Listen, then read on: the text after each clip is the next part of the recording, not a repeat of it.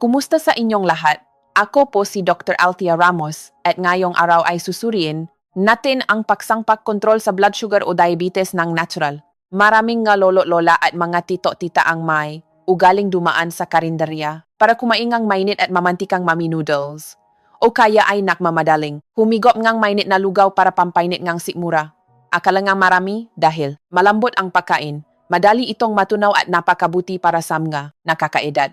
Ang ugaling ito ay napakakaraniwan sa mga Pilipino, pero ang katotohanan ay nakakagulat at nakakatakot. Ang mismong mamangko ng mami na puno na noodles o ang lugaw na durog, ay mga silent killers na lihim na nagpapatas ng inyong blood sugar. Hanggang sa umabot sa alert level pagkatapos lamang ning eksaktong 1 oras. Ang nagiging resulta, ang inyong lapay, pancreas, ay kailangang pigain ang sarili at maglabas ng napakaraming insulin para lamang mapababa ang blood sugar. Kapag inulit-ulit ito araw-araw, katagalan ay hihina ang lapay.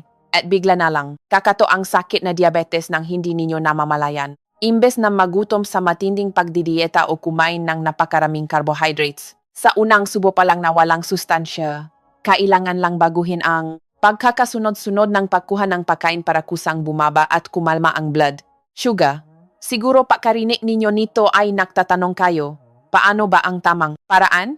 Huwag kayong maalala, ngayong araw ay ituturo ko ang 5 napakasimple at madaling gawing ugali araw-araw na tutulong na ma-stabilize agad ang blood sugar nang walang anumang gastos. Welcome back sa aking channel. Ako po si Dr. Althea Ramos, isang babaeng doktor na may 35 na taong karanasan sa paggagamot ng diabetes para sa mga pasyenteng lampas 50 anyos. Kamakailan, sa aking klinika, may isang pasyente, si Mang Boy, na 32 anyos, na naglabas ng labis niyang pagod at kawalan ng pag-asa. Sabi niya, Dr. Althea, umiinom naman ako ng gamot sa tamang oras. Nagpapagutom pa nga ako, hanggang sa manghina ang buong katawan ko, pero ang fasting blood sugar ko sa umaga ay naglalaro pa rin sa 80 hanggang 90 mula.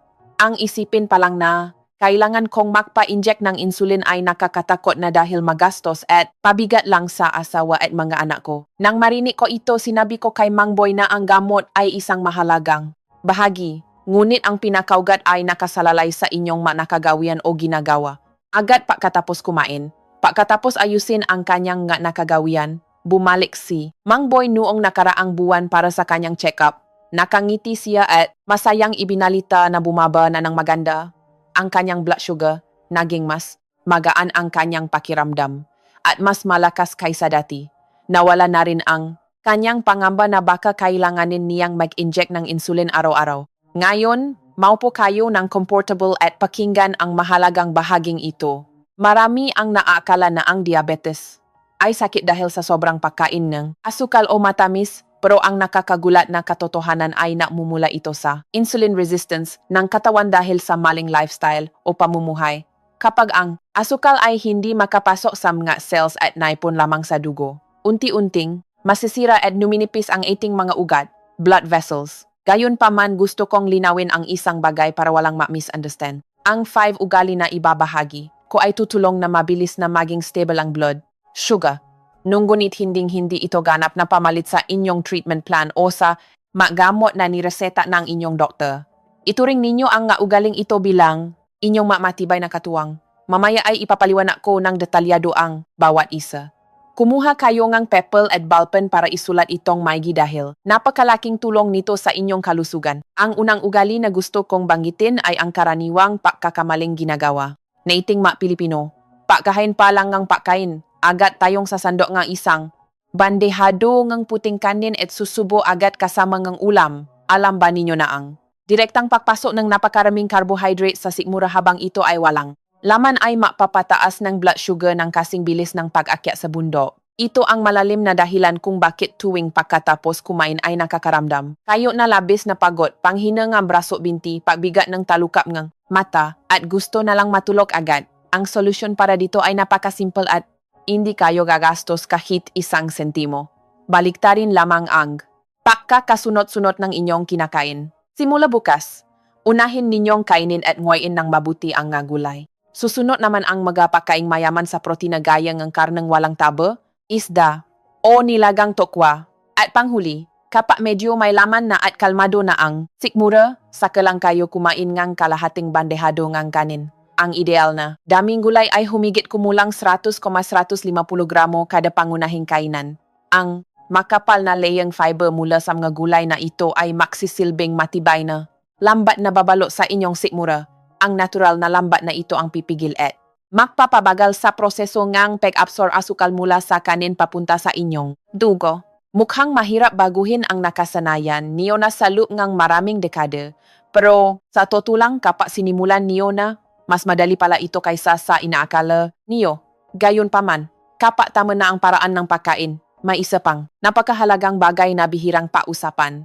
Ano ang dapat nating gawin? Pagkatapos nating bitawan ang kutsara at tinidor, sa ikalawang ugali, gusto kong bigyang diin ang 15 gintong minuto. Ang klasikong pagkakamali sa pagtanda ay kapag buso na at mabigat na ang tiyan, agad silang higa sa sofa para manood ng TV o kaya ay didiretso na sa kama para matulog at mag-inat ng buto.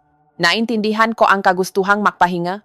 Ngunit ang gihiga agad sa mga oras na ito ay magipapatigiw sa buong digestive system. Ang asukal sa dugo na hindi nagamit ay maipon at magiging napakadelikadong visceral fat taba sa loob ng tiyan sa paglipas ng panahon. Ang pinakatamang gawin pagkatapos kumain ay maglakat-lakat ng bahagya, ay swing. Ang makabraso at makrelax sa loop ng bahay o sa bakuran sa loop ng eksaktong 15 minuto. Ang magaan na paggalaw na ito ay gigising sa katawan, ujukan ang mga muscles na buksan ang pinto upang tanggapin at gamitin agad ang pumasok na asukal bilang enerhiya at epektibong mababawasan ang insulin resistance. Ang magandang ugaling ito ay itinuturing na espesyal na natural na gamot para sa mga pasyenteng may type 2 diabetes na may kasama pang mataas na kolesterol. Pero baka may magtanong, doktora, pagkatapos maglakad ng 15 minuto at natuyo, ang lalamunan ko sa uhaw, ano ang magandang inumin na nakakapresko at nakakapababa rin ng blood sugar? Para sagutin ito, ibubunya ko ang ikatlong ugali, ang pagpapanatili ng pag-inom ng green tea sa umaga. Napaisip ba kayo kung bakit ang mga Hapon kahit kumakain, din sila ang maraming puting kanin, ay may isa sa pinakamababang rate ng komplikasyon sa diabetes sa buong mundo? Ang pinakamagandang paliwanag dito ay, ang ugali nilang uminom green tea araw-araw.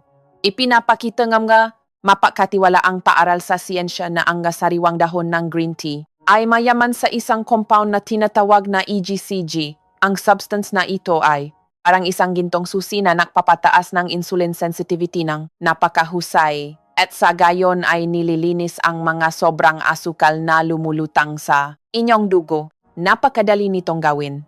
Tuwing umaga, maisang oras pagkatapos mag-almusal, magtimpla na 150 hanggang 200 ml na malekhamkham na green tea at inumin ito ng paunti-unti. Paalala lamang, huwag masyadong tapangan ang timpla dahil baka sikmurain kayo, bumilis ang tibok ng puso, o kaya ay hindi kayo makatulog. Kung sino man sa inyo na nanonood ng video na ito ang may nakagawian ng uminom ng green tea araw-araw, magiwan po kayo ng number 1 sa comment section at i-share ninyo ang inyong nararamdaman tungkol sa inyong kalusugan para malaman ko at ni iba pa. Susunod, pumunta tayo sa ika-4 na ugali, isang gintong patakaran na palagi. Kung ipinapaalala sa aking mga pasyente, tapusin at simulan ang inyong pagtulog bago meg 11 noong gabi, 23 no. Ayon sa estadistika, 70% ng mga nakatatanda sa kasalukuyan ang dumaranas ng insomnia, pagpupuyat o hirap makatulog. Alam ba ninyo kapag pinilit nating makpuyat lampas alas 11 ng gabi ang ating katawan ay papasok sa state of alarm at automatikong maglalabas ang stress, hormone na tinatawag na cortisol.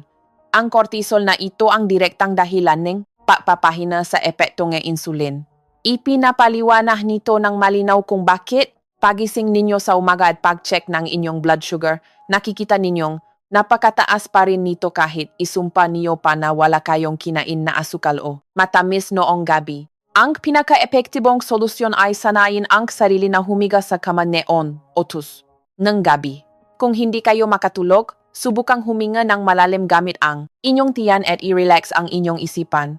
Ang mahimbing at sapat na tulog ay talagang isang himalang gamot na nagpapababa ng blood sugar at wala itong bayad kahit isang sentimo. Pagdating dito, huwag muna kayong alis dahil ang susunod na bahagi ang pinakamadalas nating pinakakamaliang gawin tuwing umaga. Ang ikalimang ugali ang pinakamahalaga at madalas makamali tuwing umaga ang unang meal o pagkain ninyo sa buong araw. Subukan nating makumpara. Isang pandesal na pinalamanan ng hotdog at maraming matamis na ketchup na puno ng fast-digesting carbohydrates. Ikumpara sa isang mainit na mangkok ng oatmeal o kaya ay brown rice na may kasamang giniling na baboy at maraming gulay. Paano magre-react ang inyong katawan? Kung pipiliin ninyo ang puting tinapay o pandesal, magpapataas ito ng inyong blood sugar na parang palaso. Pero pagkatapos ay bigla rin itong babaksak ng mabilis. Iyan ang dahilan kung bakit kahit kumain kayo hanggang mabusog ng alas 7 ng umaga, pagsapit pa lang alas 10 ay nanginginig na ang inyong makamay at paa, pinagpapawisan ng malamig. Kumakalam ang sikmura at matindi ang paghahanap sa matamis. Samantala kung pinili niyo ang oatmeal, brown rice o whole grains, ang masaganang fiber ay magpapabagal sa panunaw ng inyong sikmura at dahan-dahang maglalabas ng enerhiya. Nakakatulong ito para mapanatiling matatag ang inyong blood sugar hanggang tanghalian ng magaan at malakas ang inyong pakiramdam. Bukod pa rito, ang mahapon ay may napakagandang sikreto sa pagkontrol ng blood sugar. Ayan ay ang patakaran ng pagkain lamang hanggang 80% na buso. Ang hapon na kumakain ng hanggang 80% ay humahaba ang buhay, habang tayo naman ay nakakaubos ng 3 cup ng kanin parang baligtad. Alamin natin kung bakit. Ang pagiging katamtaman ang susi rito. Kapag masyado kayong buso, masyadong mapapagod at mau-overwork ang inyong pancreas at hindi makakahabol sa paggawa ng insulin. Kaya sa paginto sa pagkain kapag kalmado na ang tiyan at hindi pa kayo sobrang nabubundat, nabibigyan ninyo ng pagkakataong makapagpahinga ang inyong mga internal organs. Gayunpaman, bagamat napakabuti ang araw-araw na pag-apply ng 5 ugaling ito, paano naman ang mga nakatatanda na may iba pang mga karamdaman? Naunawaan ko ang inyong pag-alala kaya gumawa ako ng madaling matandaan na gabay base sa inyong mga kondisyon para sa ligtas na pag-apply nito. Una, ang 3 grupong dapat iwasan. 1. Iwasan ang matapang na green tea kung mayroon kayong ulcer sa sikmura o acid, reflux, GERD, dahil masisikmura kayo. 2. Iwasang maglakad ng matagal pagkatapos kumain kung mayroon kayong malalang varicose veins sa mga binti. Sa halip, maupo na lang mag-relax at i-swing nang marahan ang inyong braso. 3. At higit sa lahat, iwasang kumain ng matatamis na prutas pakalipas ng 8:00 ng gabi. Pangalawa, ang 2 senyales na dapat huminto agad. Kung habang naglalakad ay bigla kayong nahilo, nanlabo ang paningin, bumilis ang tibok ng puso at pinagpawisan. Nang malamig, ito ay babala ng biglang pagbagsak ng blood sugar hypoglycemia. Kailangan ninyong huminto agad, umupo at magsubo ng isang candy. Pangatlo, ang 1 kondisyon para magpatingin sa doktor. Kung regular niyo ng ginagawa ang mga ugaling ito ng tama, ngunit ang inyong fasting blood sugar sa umaga ay lumampas pa rin sa 10 mmol sa loob ng 3 makakasunod na araw, kailangan ninyong pumunta agad sa inyong doktor upang ma-adjust ang inyong gamutan. Siguro may magtatanong, sa dami ng dapat iwasan at mga patakaran, paano ko matatandaan lahat ito? Lubos kong naintindihan ang inyong pag-alala. Minsan, ang memorya kapag nakakaedad na ay hindi na ganun katalas at normal lang ang makalimot. Kaya naman maingat kong binuo at ginawang simpleng checklist para sa umaga, tanghali, at gabi ang lahat ng ito. Pwede ninyo itong i-save o ipasulat sa inyong maana o apo sa isang maliit na papel at idikit sa ref para magawa. Araf-araf. Sa umaga, pagkagising, uminom ng isang basong maligamgam na tubig para gisingin ang digestive system. Ang inyong almusal ay dapat may kasamang gulay at slow-digesting carbs tulad ng oatmeal o brown rice para maging kalmado ang blood sugar sa buong umaga. Sa tanghali, sundin ang patakaran na baliktarin ang pagkakasunod-sunod ng pagkain. Unahing kainin at nguyain ng mabuti ang gulay, isunod ang karne o isda, at panghuli ang kanin. Pagkatapos kumain, huwag hihiga agad. Maklakat-lakat at i-swing ang makabraso ng marahan sa loob na 15 minuto sa loob o paligid ng bahay. Sa gabi, ito ang oras na kailangan ng mapahinga ng mga internal organs, kaya kumain ng napakagaan at bawasan ang carbohydrates hanggat maari. Subukang tapusin ang hapunan bago 7,0 gabi para may oras pang matunaw ngang simura ang pagkain at humiga sa kama sa tamang oras na 10-30 ngarang gabi. Kung masusunod ninyo ng maayos ang schedule na ito, ang inyong pagod na lapay, pancreas, ay magkakaroon ng gintong pagkakataon na makapagpahinga at pagalingin ang sarili mula sa loop. Siguro habang nakikinig kayo, napapaisip kayo kung ganito rin ba ang sitwasyon ninyo. Humanap tayo ng magaan ngunit epektibong paraan. Panurin hanggang dulo ang video na ito dahil ang huling bahagi ang naglalaman ng buot ng lahat ng magagandang benepisyo ng maugaling na banggit. Ay rako, sa totoo lang, ang ating katawan ay may mga kahangahangang natural na switches na tumutulong upang patatagin ang hormones at kontrolin ang blood sugar ng hindi nangangailangan ng gamot. Balikan natin ang kwento ni Mang Boy sa simula, ang video. Para ligtas na mapababa ang kanyang blood sugar at human ang pakiramdam niya ngayon. Bukod sa pag-ayos ng kanyang dieta, tinuruan ko rin siya ni isang maliit na sikreto mula sa tradisyonal medicine ang pamamesa sa Zuzanli to Sanli Acupressure Point. Napakadaling hanapin ng point na ito. Matatagpuan ito sa ibaba ng tuhod. Sa may bandang labas na bahagi na medyo nakalubog, mga 3 pulgada sa ibaba nito. Katumbas na lapat na inyong 4 na daliri kapag pinagsama-sama. Tuwing habi. Bago matulog o habang nanonood TV at nagpapahinga, gamitin lamang ang inyong hinlalaki at marin ngunit marahang imasahe ang bahaging ito sa loob ng 3 hanggang 5 minuto sa bawat binti.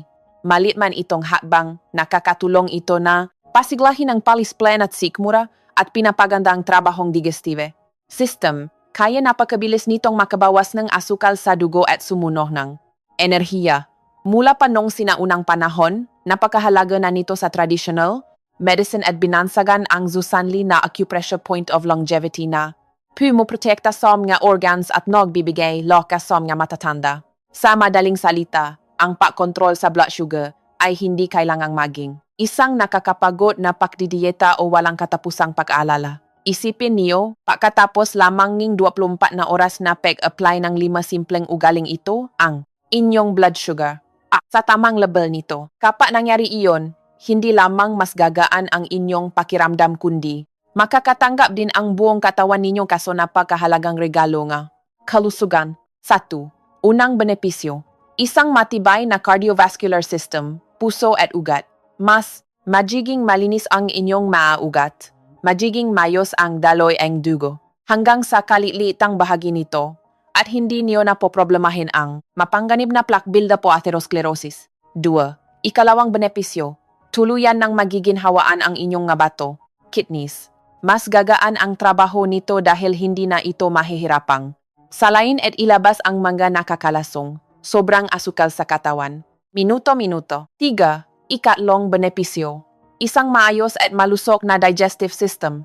Hindi niyo natitiisin araw-araw ang pakiramdam ng kaba, bloated na tiyan, o ang hirap, pagtitibi, constipation. Kaya sa 5 ugaling ibinahagi ko ngayong araw mula sa pabalitat sa pagkakasunod-sunod ng pagkain sa 15 gintong minutong paglalakad sa pag-inom ng green tea o kaya ay ang pagtulo sa tamang oras alin dito ang pinakagusto niyo at pinakamadaling i-apply, mag-comment kayo ng katumbas na numero o i-share ninyo ang inyong nga plano sa ibaba para malaman ko at masuportahan ko kayo. Malolo-lola, matito-tita, alam ko na ang diabetes ay isang mahabang laban at minsan ay nagdudulot itong kalungkutan at pagod sa atin. Ngunit sana ay lagi ninyong isipin na hindi kayo naiisa sa labanang ito. Nandito ako para magbigay karagdagang kaalaman at inspirasyon sa inyo. Kung nakita ninyong kapakipakinabang ang nga ibinahagi ko ngayong araw, huwag ninyo itong itago. Para sa inyong sarili lamang, i-click ang share button at ibahagi agad ang video na ito sa mga Facebook groups ng mga senior citizens sa inyong mga kaibigan at sa mga kasing edad ninyo na araw at gabi rin namong problema sa high blood, diabetes o pananakit ng mga kasukasuan. Ang bawat peksya ninyo ay isang malaking hakbang upang maipalaganap ang malusok na pamumuhay at matulungan ang iba na maprotektahan at mapabuti ang kanilang kalusugan gamit lamang ang simpleng pamamaraan sa kanilang sariling kusina. At huwag muna kayong umalis sa video. Maglaan ng 1 segundo para i-click ang subscribe button at pindutin ang bell icon para sa mga notifications. Nawai, palagi kayong magkaroon ng positibong pananaw, masaganang kalusugan, at masayang buhay kasama ang inyong pamilya. Paalam po muna sa ngayon at makita-kita tayo sa mga susunod ko pang ibabahagi.